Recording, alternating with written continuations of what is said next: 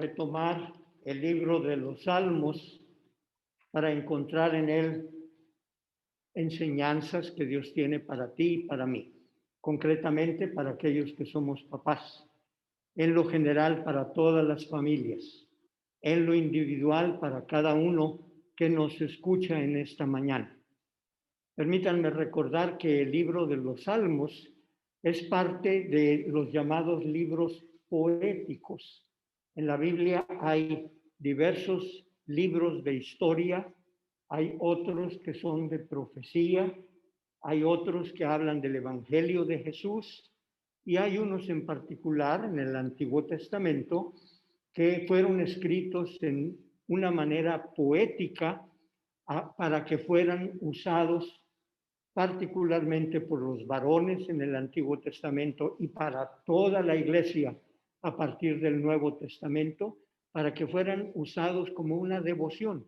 Si tú un día en la semana tienes deseo de estar en comunión con Dios, vete al libro de los Salmos, particularmente entre el Salmo 120 y el 135, puedes encontrar cantos, oraciones que fueron escritos específicamente para ser usados o en el templo o en la casa, pero en lo concreto para tener comunión con Dios. Son 150 salmos, cualquiera de ellos tiene el mismo valor. Y en esta mañana hemos seleccionado estos otros dos porciones de la Escritura porque tienen algo que decirte a ti, a mí, a nosotros, particularmente en el contexto de tu vida familiar, no tanto de tu vida personal, pero de tu vida como varón, como papá, siendo cabeza junto con las mamás y las abuelitas pues de todas las familias. Y es mi privilegio en esta mañana invocar la bendición que tienen estos dos salmos a fin de que al escuchar la palabra de Dios seamos exhortados. Dos salmos más. Cuando yo leo la Biblia, procuro leer algún comentario al margen, aunque pues ya tengo muchos años de dedicarme a este llamado de Dios. Sin embargo, cada vez que me va a tocar prepararme para un servicio o para compartir la palabra, me gusta ver el contexto. ¿Quién lo escribió? ¿Por qué lo escribió? ¿Para qué es que quedó esto escrito en la Biblia? ¿Qué me quiere decir a Dios a mí antes de que yo lo comparta con la gente? Es un ejercicio espiritual que yo te recomiendo para que la lectura no sea sencillamente pues el decir algo que está escrito, pero que el propósito para el que fue escrito pueda llegar a cada uno. Y pensando en los papás en lo particular, pero en lo general, en todos nosotros aquí en el templo y nuestros hermanos que nos acompañan vía Zoom, vamos a meditar juntos en estos dos porciones de la Escritura. El primero lo vuelvo a leer. Escúchenlo con su corazón. Dice, bienaventurados, dichosos, felices son los que habitan en tu casa. ¿Por qué? Porque siempre te van a adorar. Bienaventurado el varón, el hombre que tiene en Dios sus fuerzas, en cuyo corazón están sus caminos. Atravesando el valle de lágrimas, lo cambian en una fuente cuando la lluvia llena los estanques. Irán de poder en poder, verán a Dios en Sión. Este salmo tenía un significado muy especial en el Antiguo Testamento para el pueblo judío. Ustedes saben que la vida del pueblo de Israel giraba alrededor de Dios. Eran teocéntricos. Todo lo que hacían en el ámbito familiar, en el ámbito de trabajo, en lo personal tenía como centro a Dios. De manera que en todas estas escrituras, ahí está el mensaje para cada día, para cada ocasión, para cada situación. Bienaventurados los que habitan, dice el Salmo, en tu casa, perpetuamente te alabarán. Hay en la Biblia, y usted lo habrá visto cuando usted lee su propia Biblia, no en el Internet, su Biblia en lo personal, hay ciertas palabras y frases que ahí están, que fueron añadidas después de que la revelación fue dada, fueron añadidas años, en algunos casos hasta 1000 años después de que fueron escritas. Se les llaman acotaciones. ¿Por qué decir esta palabra? Porque cuando tú leas la Biblia te vas a encontrar por ahí una palabra que dice Selah. Está en hebreo. Esta palabra era para los que dirigían el culto. De manera que cuando estaba el levita dirigiendo la adoración y veía allí en el pergamino que abría, que decía la palabra Selah, ahí está en la pantalla, lo que quería decir, tienes que hacer una pausa porque en ese momento entraba un pensamiento, pero con música. En ese momento entraba un trompetista o entraba una persona con un arpa.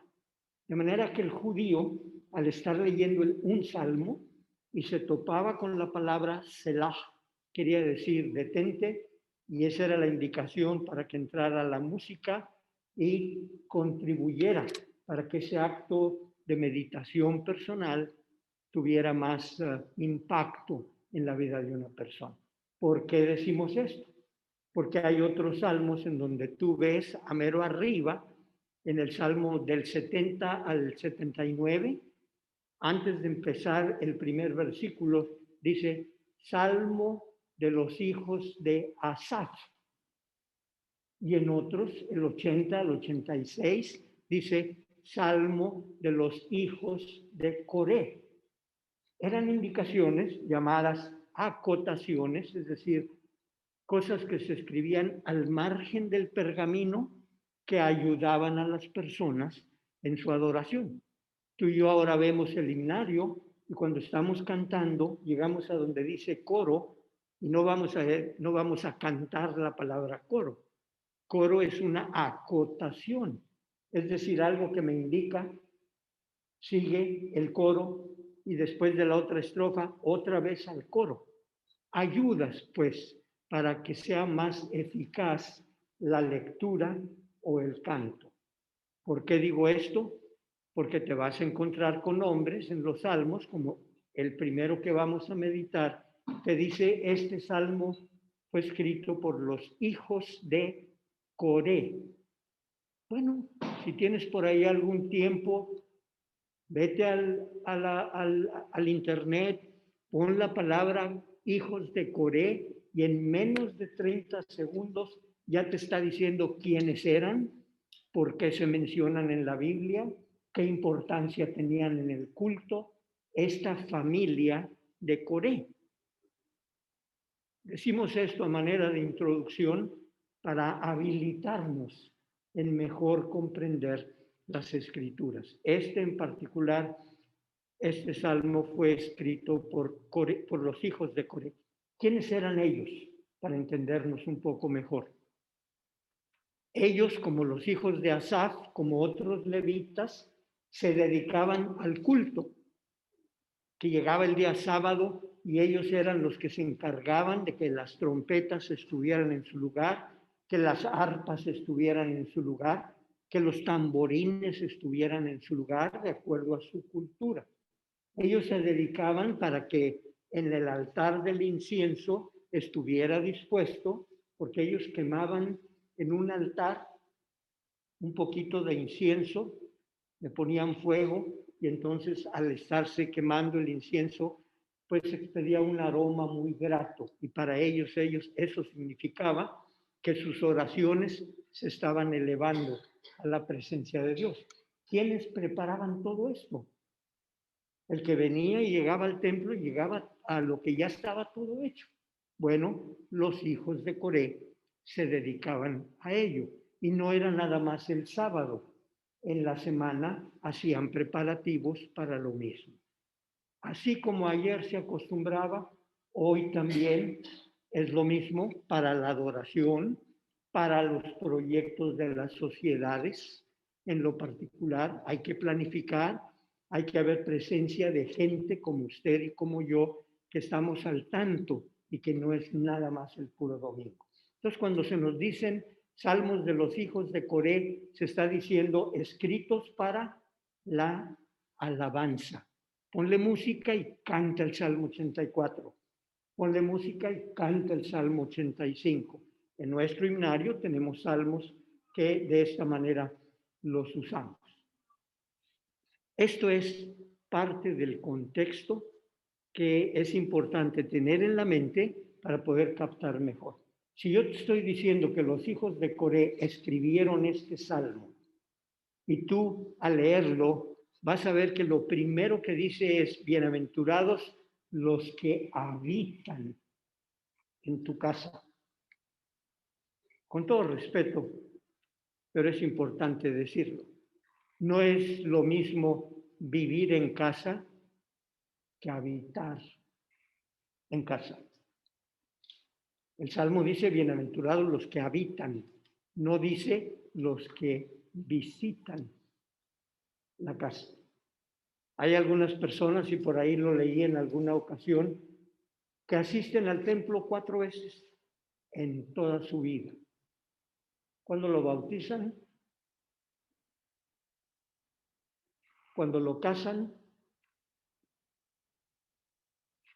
cuando bautiza a sus hijos y cuando lo traen para su funeral. El Salmo dice, bienaventurados los que habitan. Y la palabra habitar quiere decir convivencia. Quiere decir que no se te pase tiempo que estés allí presente. Aún en las familias, desafortunadamente, hay personas que viven con la familia, no habitan en familia. Habitar en la familia quiere decir pasar tiempo juntos.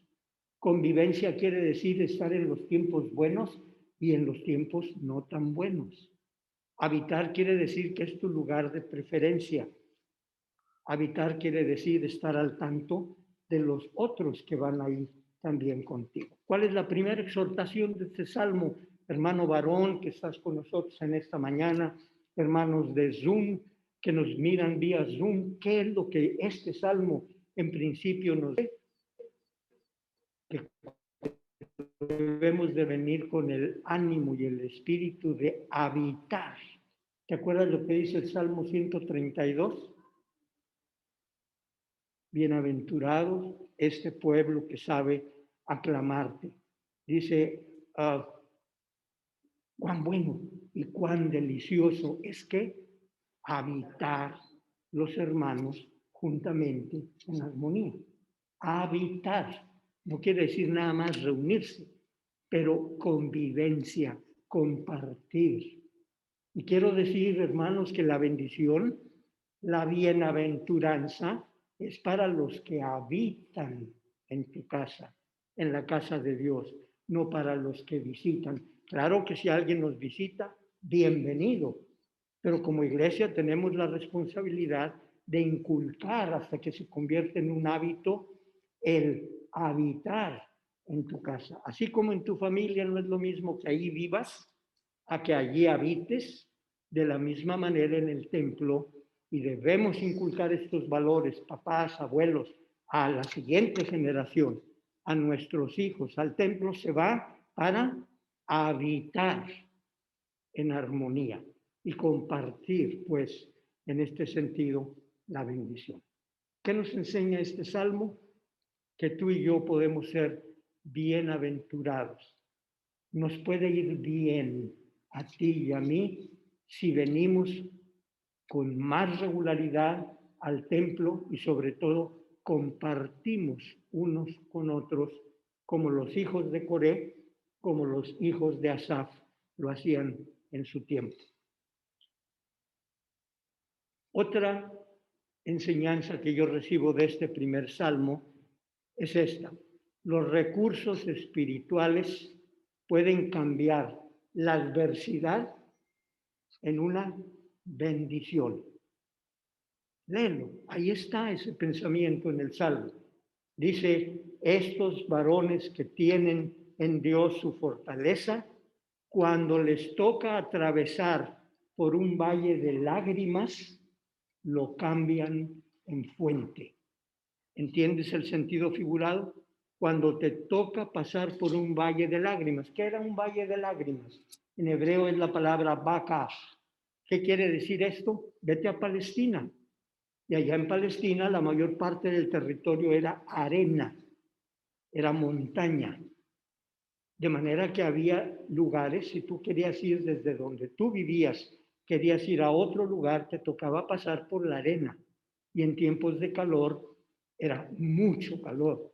Y en tiempos de frío era congelante.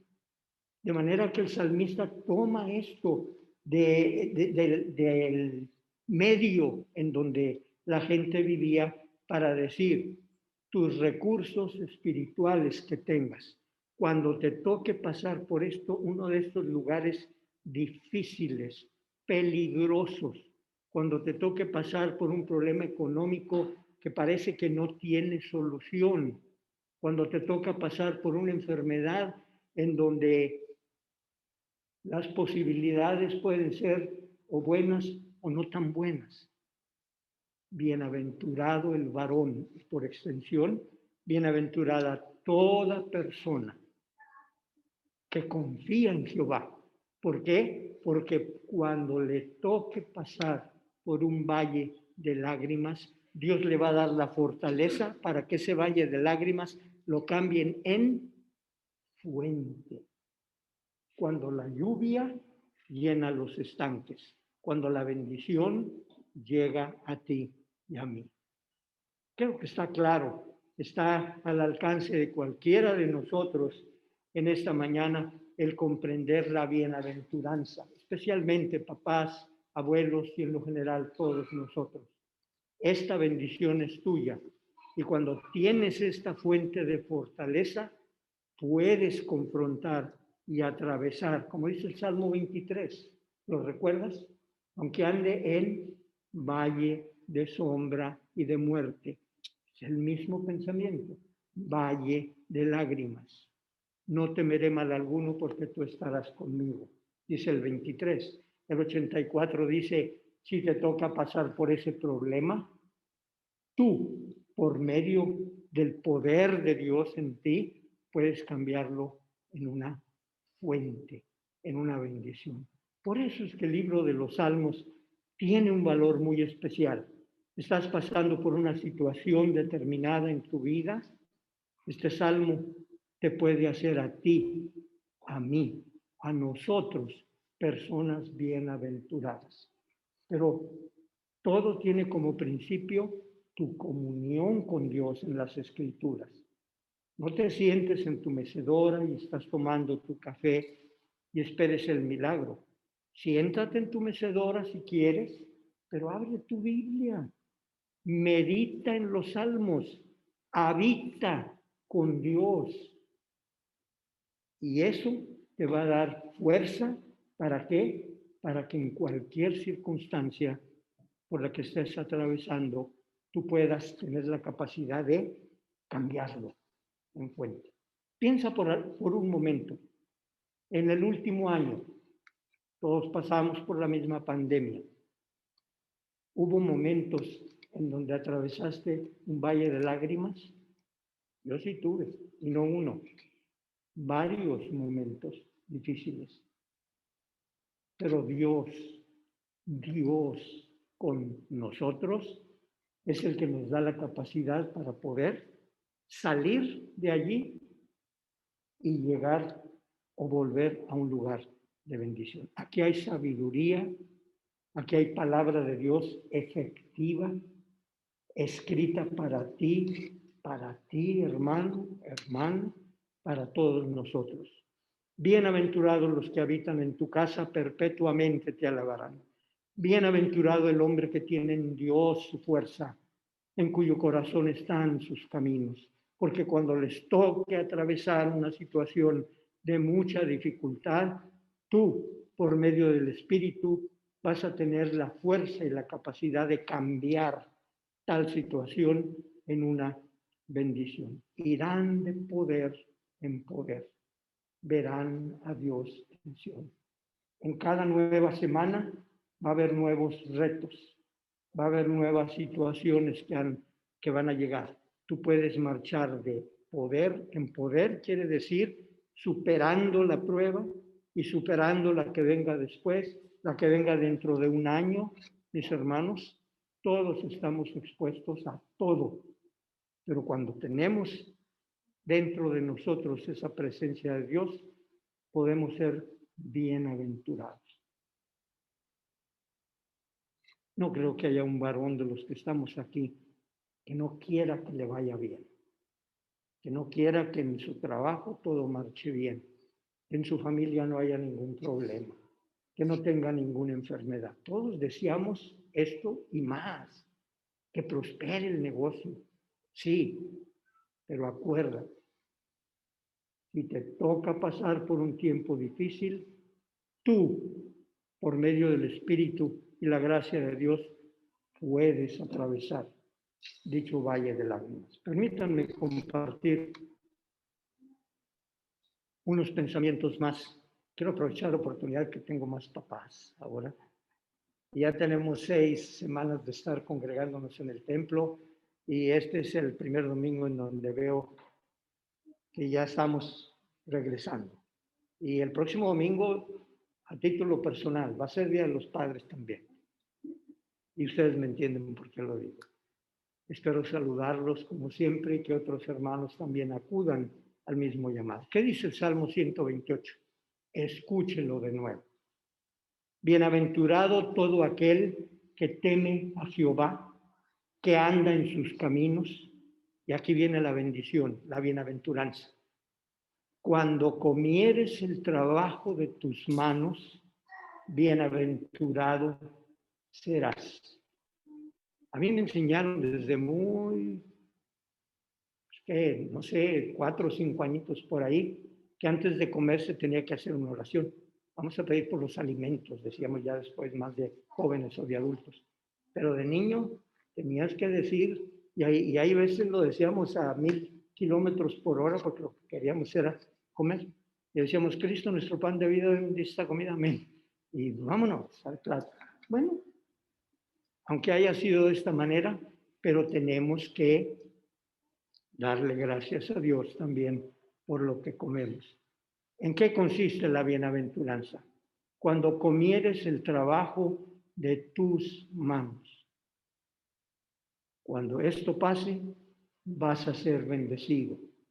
Tu mujer será como vid que lleva fruto a los lados de tu casa.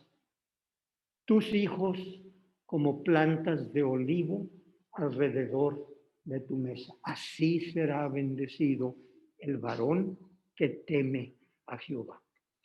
¿No vale la pena? Estamos hablando en términos de familia, de nuestros seres queridos.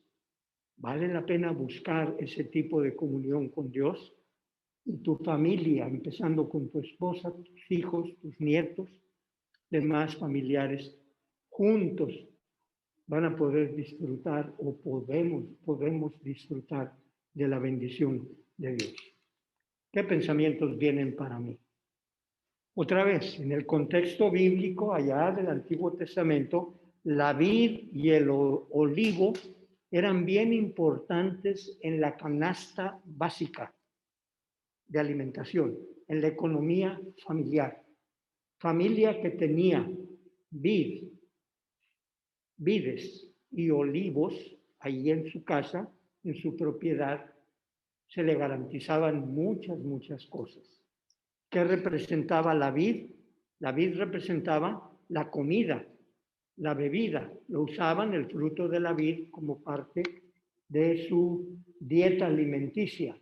¿Para qué la usaban además de beber? Pues de ahí hacían las mermeladas que hoy ponemos en el pan, tantito ahí, para que tenga un sabor diferente. La vid significaba comer, beber, es decir, tener los nutrientes que físicamente tú y yo necesitamos. Entonces, cuando habla de la mujer, de la esposa, está comparándola como una vid, que quiere decir algo que es de bendición dentro de la familia de cada uno.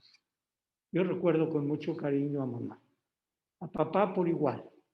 Me abrieron el camino de la vida, me guiaron hasta donde mejor pudieron.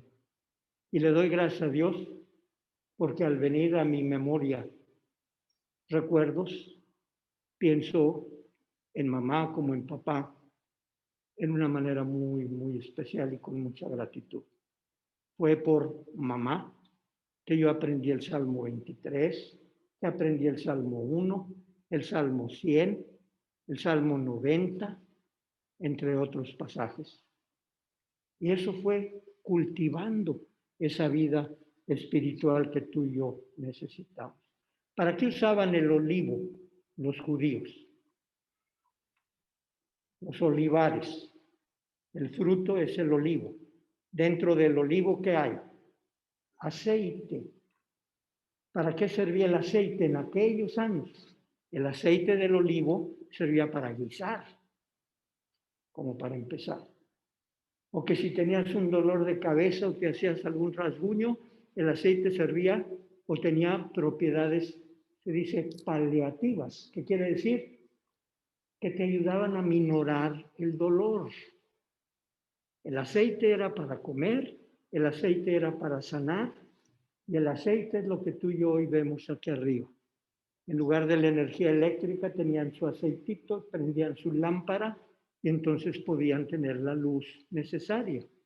El salmista, los hijos de Coré, sabían esto. Para comunicarles el mensaje a las demás gentes, estaban diciendo, el varón que quiera ser bienaventurado tiene que tener comunión, su confianza en Dios.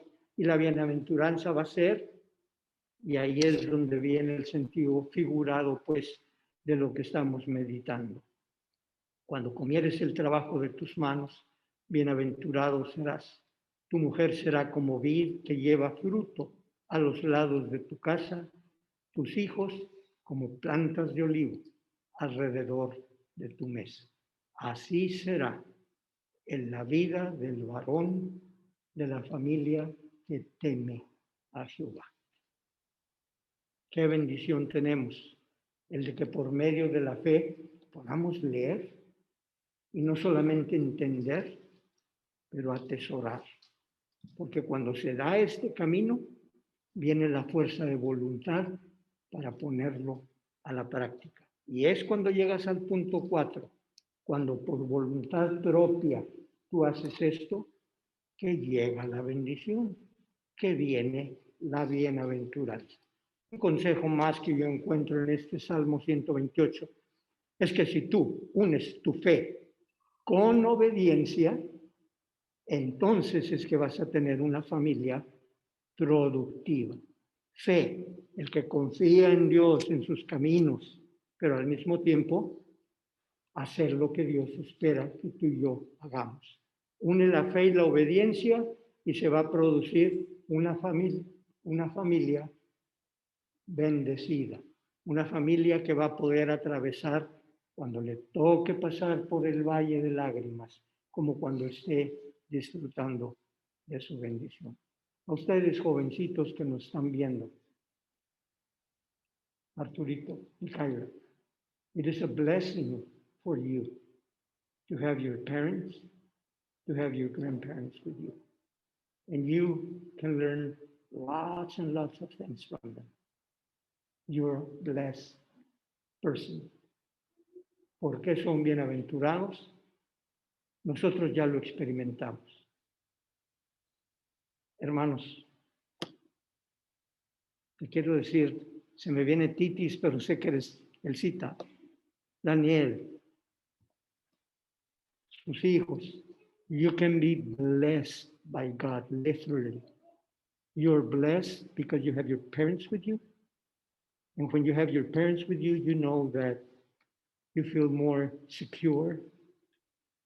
You feel protected. You know that they are there for you. All it takes is for you to say, Mama, please, Daddy, this or that. And you can be sure, mis hermanos Garcia, y sus hijos, that Mama and Daddy are going to be with you anytime, no matter what, no matter how. But the blessing is going to be with you. Pero todo empieza en el papá y en la mamá. Y si el papá y la mamá no buscan o no hacen lo que deben hacer, mis hermanos, la bienaventuranza no llega. Aquí hay sabiduría de Dios. Y termino con este pensamiento. El trabajo es una bendición, no es una carga. Quitémonos este concepto de la mente, que todo tiene que caer del cielo sin hacer un esfuerzo. Desde Adán y Eva aprendemos que Dios los puso a trabajar juntos. Sí, que tenemos medios que se nos allegan para ayudarnos, qué bueno, pero no cambie esos medios por el trabajo. Lo digo, no sé cómo explicarlo, pero estamos pasando por una crisis, no por falta de trabajos, porque sobran los trabajos. Wow. Y ves menos carros en las agencias, porque no hay el producto para hacer nuevos carros. Y en cualquier otro negocio dice now hiring. ¿Por qué dice eso? Tenemos que combatir esa idea de que el trabajo es una carga, es un sacrificio. El trabajo es vida. Y aquel salmo dice, vas a ser bienaventurado cuando comas el trabajo de tus manos. ¿Qué implica eso? De tu trabajo, de tu esfuerzo, te vas a sentir bien.